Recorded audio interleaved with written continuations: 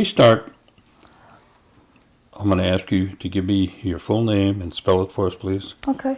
And then give me your date of birth and the location where you were born. Then I'll ask you about your parents, and then I'll ask you what you can remember about your grandparents. And we'll come back and ask you about your brothers and sisters, and what home life was like when you were small. And then once you went to school, finished school, did you go into a profession or begin to raise a family or something? And then we'll bring it right up to today. And you'll remind me of those subjects as we go along. You'll bring those subjects up. Yeah. Okay. Yeah. So I don't have to remember what you just all said. So, okay. Okay, Alan. Go right ahead. All right. Would you give us your full name, including your maiden name, and spell it for us, please? Okay. Joyce Beverly Skenandore. Skenandore. And the first names, too? Joyce. Beverly Skenandore. Spell them, please. Oh, spell them. Joyce, Joyce, Beverly, Beverly. And Skenadore's your maiden name? Yes. Okay. Your date of birth, please? 10/23/44. October 23rd, 1944. And where were you born? Milwaukee, Wisconsin. Were you born at home? I was born at Mount Sinai Hospital. I have the birth certificate showing my footprints on it. You're really here, huh? Yes, all right. Okay. Give us the name of your mother, including her maiden name and the name of your father. Okay. My mother's name is Lucy Hilda Denny. Did you want that spelled also? No? Okay. And my father is Myron George Skenandore. Most people know him as Mac. Okay. Yeah. Do you remember the names of your grandparents? On my mother's side is Abby Paulus. And I don't recall them mentioning my grandfather's name. I understand my grandfather on my mother's side passed, I believe, when she was younger. And Abby Paulus then remarried someone. But it was never really clear what that name was or who that person was. What about on your father's side? My father's side is Thomas Skenandore. He was one of the Green Bay Packers. And his wife's name, golly, I don't remember. I know I've got it written down somewhere. I've started a book on, when I turned 50, I put a book together on my siblings and their children and our parents, and I'm just finally going back further since we have all that information up north at the Cultural Heritage Center. You still have the book? Yeah. At my 50th birthday, I had a birthday party, and I gave each one of my sisters and brothers a book. Yeah. Terrific. So I've got to update that because that's now 12 years old. Oh, do you have any other stories about your grandfather, Tom? My grandfather, Tom, I remember hearing my Uncle Chapman speaking of him, not my father, but my Uncle Chapman mentioning that he, as a child, recalled hearing his father, Thomas, walking and pacing with pain upstairs in the bedroom. Other than that, that's all I. And that was attributed to what? The ear injury that he had in playing football. Yeah. Well, he must have played football before he signed up with the Packers, didn't he? I understand that he was his reputation is due to he played at Carlisle. He played there, and then the Packers had him brought back here, and then I understand, one of the first paid Native Americans of football, to play football. Did they ever talk about what kind of occupation he had outside of football? I believe he was a farmer. I recall my Uncle Chapman also mentioning that his brother, my dad, Myron, he called him all the time, would walk from here to there from the farm and working the farm. They really didn't talk too much. I don't know if it's because I was so young that they didn't, being the youngest, that they just didn't talk that much about it. Okay, what about your grandmother now? Did you know? I didn't know any of my grandparents. They were all passed before I was born. Okay. Yeah. All right, let's talk about your dad now. My dad, Mac. What kind of education did he have? He did not have to go to the government school, as far as I was aware of. He, education, golly, I don't know if he even had a high school education. Just was a hard worker. What kind of work did he do? Well, as I recall, I remember making mud pies for him when he came home at lunch, when he was driving his big old truck for Olson. And I recall Uncle Chapman saying that the two of them worked at Wisconsin Paper Company. I think that's what they mentioned, using a forklift. I recall him also working at Ziegler Candy. He was a forklift operator. And well, then the holidays would come and he'd come home with boxes and boxes of candy. Oh, that was here in Milwaukee? That was here in Milwaukee. I see. Yeah. And then of course in the 40s, he had the bar, the early 40s, when the war, the Second World War was over, he had that bar, and the North Shore train would come right across 6th Street. And then I understand that a lot of the Indians heard about Mac's bar on 6th and Bruce, and they would come there. I've heard stories that they were 3 deep at that bar. It was a bar right on the corner of 6th and Bruce, and it had a dance hall right next to it. You know, and then my sisters say that they used to wait the tables. You know, and I remember a fish fry being there, and I remember dart ball. Yeah, they played a lot of dart ball. Dart ball was a big game then. Yeah.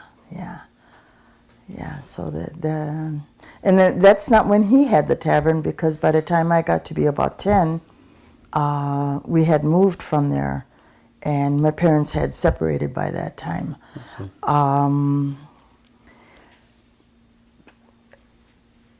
So I just remember going there though, because it was still the hangout for the Indians. Yeah. Did your dad speak Oneida? Yes, he did, but not to us, to Uncle Chapman. The two of them would have their time of speaking, but then we never knew what they were talking of. What about your mother? Did she speak Oneida? No, I think she did as a youngster. But then she was sent to Toma. Okay. And so at Toma that was not allowed to speak it. She was very bitter about that, being sent there, or she has no happy memories of it. It was a very bitter time for her. Her stories were that, they couldn't speak the language. Half of the day they were in school. The other half of the day they were working the fields or laundry, things of that nature. She came to Milwaukee and she went to a vocational school, I believe, they called it, was a vocational school, to finish her education. I don't know if she really did finish it or not. But she was in the sewing class. The teacher was very impressed with her buttonholes and her needlework, and she was very good at needlework. You know, and I understand she worked also while they were married, but I don't know where she worked. Mm-hmm. Yeah. Now, were your parents down here when they were married? Or Yes, they were married down here. Okay. They were married here in Milwaukee. Did they ever tell you how they met? No. Probably down on 6th Street, huh? Probably. Yes, probably. My mother was Episcopal, and I believe she attended the All Saints there on Juneau and Marshall, somewhere east side, somewhere. I know where it is. And but my father was Methodist, and so some of us were baptized Methodist, some of us were baptized Episcopal. So now, how many brothers and sisters did you have? I've got 4 brothers and 4 sisters. Can you give us their names and where you fit in? Okay, Ronald is the oldest, Lorraine, then Donna, Joni, Kenneth, another Myron, who's known as Chubby, and then Annette, Wayne, and I. Now, is Milwaukee where they raised their family? Yes, we all were raised here in Milwaukee on the south side. Mm-hmm. Now again, I take that back. My older brothers and sisters, Ronnie, Lorraine, and Donna and Joan talk about living somewhere on McKinley, which is the north side of Milwaukee, and then moving over to here to the south side. I think they had been in a few residences before they got to 6th and Bruce. It seems probably with the growth of the family, they had to have a bigger place. Mm-hmm. There was a pretty big place on 6th and Bruce.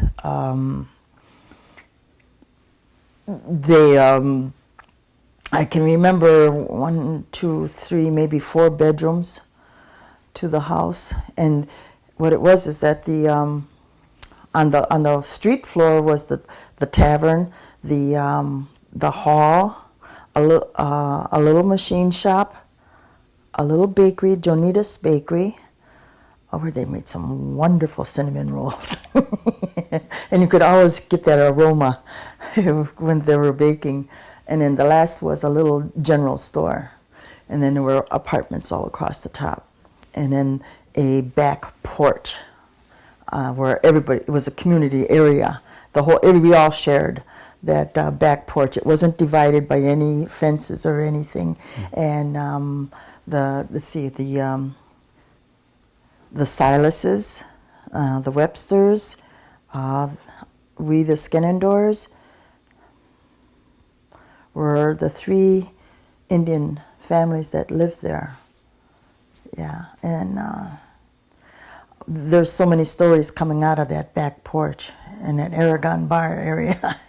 So, mm-hmm. Where did you start school? I went to I started at View School, which is on 4th and National. Some of my other siblings had gone there also and had graduated from there. And then I went to another school when we moved to more south towards Mitchell Street, which is 3rd and Orchard. And then there was another school there called Walter Allen.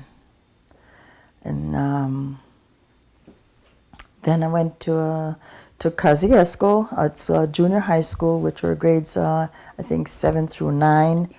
And then to South Division, and I graduated from there. As it turns out, I was the only one that actually went to school and graduated through the 12th grade. Later on,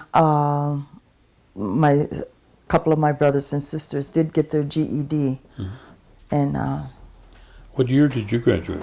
1963, January. My sister says it was the coldest day on earth when I graduated, and they had a evening commencement service, and so. What kind of you say you some were Methodist and some were Episcopal. So what kind of Sunday would a typical Sunday at home be? Mom would make a big old meal, and if you got there on time, you had some nice meal.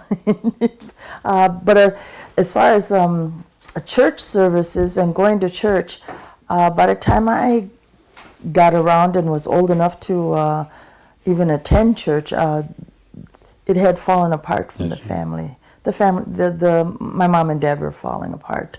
They were going their own ways by the time I had come around. But my sisters talk about going to the Episcopal Church, and I remember, I was part of the Consolidated Tribes that was run by Alpheus Smith, and he had us going to churches. Some kind of, it wasn't, I don't know, Jehovah's Witness maybe or something like that. Nothing that I can recall like a Catholic church or Episcopal church. Okay, Episcopal. My brother, that's 3 years older than I, was baptized Episcopal. And at one of the dinner tables, the story is that we're all sitting there, and he says, "I don't want to be a piss hole." So, She switched right there. Okay. Oh. So yeah, us younger ones, Wayne and I didn't get much of a religious bringing up at all. We just kind of, it fell away. How was it at the time when you were, in those, I guess you'd call them early teens or preteens? Okay. What was the atmosphere out there between the Indians and the non-Indians that you encountered? That I Did you encountered? encountered any Okay. or none at all? Okay. When I was preteen, probably up until I was 10, maybe 12, something like that, I was with the Consolidated Tribes. I was a dancer. Depending on what regalia you were able to get when they had the May powwow and the October powwow, then that was the part you took. Until they taught me how to do the hoop dance. I was a hoop dancer at one time. One hoop, and that's all. Just one. Now my brothers tease me about whether or not I can even get a hoop around me anymore. Well, they got big extra large. Yes, they do. Yes, they do. Yeah, there was, yeah. And the families, the three families that lived on above the tavern there, several of the members of all three families were part of the Consolidated Tribes. By the time I was 15, I had lost interest. I had gotten away from the powwows and such. We had moved away. I would imagine it's about what it is. And I had made new friends, and they weren't Native American anymore. One gal was Polish, one gal was Mexican, and so it wasn't the group I chummed around with any longer. So I broke away from that. But now I'm back. What? You finished high school then? Yes, I did. What did you do? What was the question? When you finished high school, what did you do then? I went and babysat for my brother. I was his babysitter for a while until his youngest daughter started calling me Mom. And I said, okay, this is enough of this. Time to get myself out into the real world. In high school, I was tested, and I can't remember what they called those testings, but what your aptitudes were. And they had me as a person who would be really good on the assembly line, factory work. Well, I did that for a while, and then my brother got me a job at was called Smith Jewelers. It's on Second and near Pittsburgh. It used to be there. It's not any longer. It was a catalog house. I started as a mailroom worker because being a catalog house, you had to process all the orders that came in. And come Christmas time, there was just folders and folders of orders because it was nationwide. And well, that's where I started out at. And then I went to the accounting department. I asked to be put into that because it was a little bit more money, and it was a little bit more steady, and a little bit more experience that I could have. Mind you, in high school I failed accounting. So but I thought, well, I can learn. So I went to the accounting department, and then I was working with some big machines that when you had a charge account at this store, then these big machines would record everything on ledgers. Then it would have a record of all your payments, purchases. So that was the credit department. And then eventually I was training gals to work the registers, and I was office manager by the time I was out of there. So How long did you stay there? that was I think, I can't remember. I think that was a 12-year situation, yeah. I didn't move much. I kind of stuck to it and tried to learn more. And then I decided, well, I didn't like working from November, Thanksgiving to December, 7 days a week, because that was the busiest time. Big time, sure. Big time, yeah.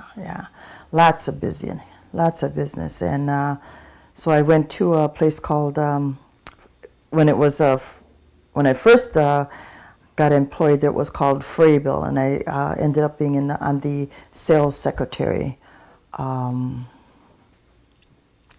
department. And that's where I was for 7 years. And then they closed up.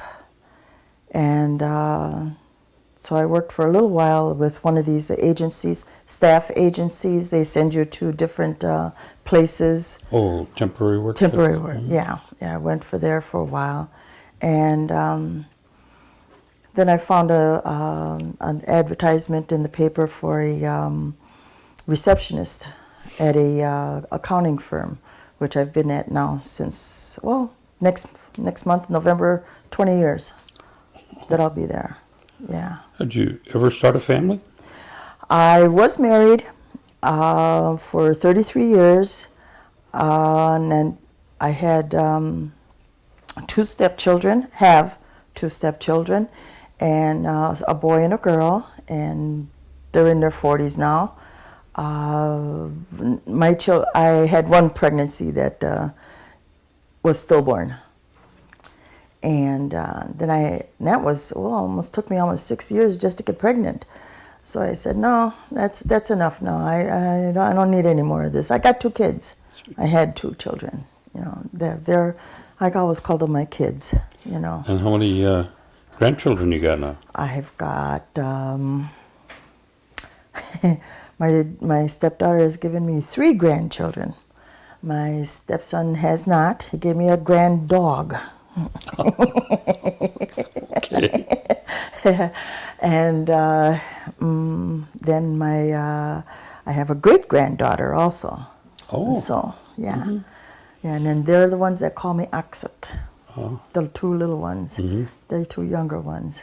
My stepdaughter had her children 10 years apart, just about, and so the 2 little ones. She's got a 25-year-old. She's got a 15-year-old, and a 6-year-old. Oh, my. Yeah, and then so I've been grandma a long time. Talk about starting over. Yeah. Oh, was your husband Oneida? No, he was white. He was Caucasian. Okay. Yeah. Because So you said your stepchildren were calling you. Aksut. Yeah. Right. I'm learning the language here at SIATS. Oh, I see. Yeah, I've been coming to language classes for quite a few years now. Oh. And being at the firm I'm at now, I don't get to come between January and April. That's tax season. It's a certified public accounting firm. Oh. So they do taxes. So, and I just do the phones. That's all. They teach you to say Gadon Kalyaks? Not yet. Okay. I'm always hungry. I'm always, I'm always hungry. Okay. Now you've been down in Milwaukee for the biggest percent of your life. Oh yeah. But you get up home. Oh, up to Oneida. Oh yeah. Yeah. I'm going to say for about the past 10 years, I've tried to attend the powwow every July. My sisters, a couple of my sisters and a couple of my brothers have moved up to the reservation. Yeah, Chubby's moved back. Chubby is one of them, and Wayne was, but he's passed now. And then Donna and Lorraine. And whenever I go up, Donna, she's single, so I stay with her. Yeah. And at first she wasn't interested in going to the powwows, and finally I got her interested, and now we sit there all day and just watch it. All 3 days, if it lasts for 3 days, just enjoying it. She really, really enjoys it. Sit up on top of the hill, there under the tree, if we're there first, and watch it. That's right. And there was one time at the powwow. Chubby was coming. He's now had a walker that he had to use, and everyone in the family has contracted the diabetes. Okay, and some of the limbs are missing, toes and such like that. But Chubby, he was coming with his walker, and Donna's coming with her cane, and they're both coming to Cornelius's vending for the side pork sandwiches. Yeah, they were both coming for it. That's all the diabetes needs is. See, when she says just once, she only allows herself that once a year. Well, that's okay. So then it's okay. Once a year she allows herself that. But she's coming along pretty well. She's doing fairly well with her health. Chubby's not too good, but he's still kicking. Now, do you have a chance to keep up with the various things that are going on the reservation? Through the Gully Wee Sox, I try to keep up with and take part in voting. Go up there for the budget meeting that I was to most recent. Powwows if I can. I have just this past year I've made my own regalia. So, but I'm waiting to find a design for the three sisters to do the seed bead on my leggings and skirt. I'm trying to find that. You're not a shawl dancer yet, huh? I wanted to be. Donna and Lorraine were working for the commodities, and they both received a shawl for their volunteer work. And Donna, she's decided, well, she's not going to dance, so she gave it to me. And it took me a couple of years, and finally I said, okay, I'm going to dance for them. So I've got her shawl, and because they worked for the three sisters, the commodities, then I decided, well, my theme is for my regalia is going to be three sisters. And so that's how I put together my regalia is on that theme. So I've got one outfit so far, and I've got material to make another one yet. But I'm trying so hard to find this design. I just designed for 3 sisters in beadwork. It just seems to me there's got to be something that will give us the corned beans and squash. Yeah. Yeah, It's out there somewhere. it's there. Yeah. I'm sure it is. It has to be. Yeah. What's your position on the per capita payment? Oh, well, I like it.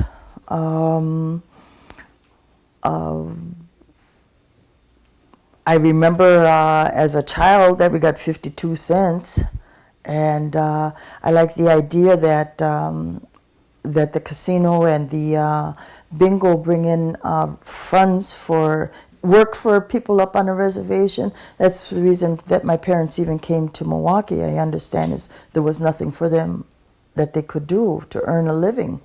And now I see they have the Turtle School up there, they have the daycare, they have housing for the elderly, housing for those that don't, low income housing, jobs galore at the casino and the bingo hall, so which then also gave us a per capita.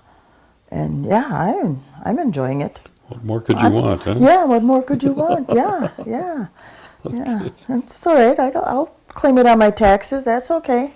What kind of recommendations do you have for the youth? Oh, our youth. Oh, please learn to read. Learn to read. I've found I've got friends that can't read. Learn to read. Go to school. Get as much education as you can. The tribe is now offering ways for you to get an education. I've got nieces and nephews that can't read, or very minimal as to what they can read and understand. We come from a huge family. Just please get some education. Yeah, get your education. Most important. Yeah. Is there any area that I neglected that you would like to cover? Oh, just the consolidated tribes that I really enjoyed as a youngster and didn't realize I missed it so much. Once I got divorced, and being here at SEATS has given me an outlet and of learning my learning my cultural heritage and learning the language.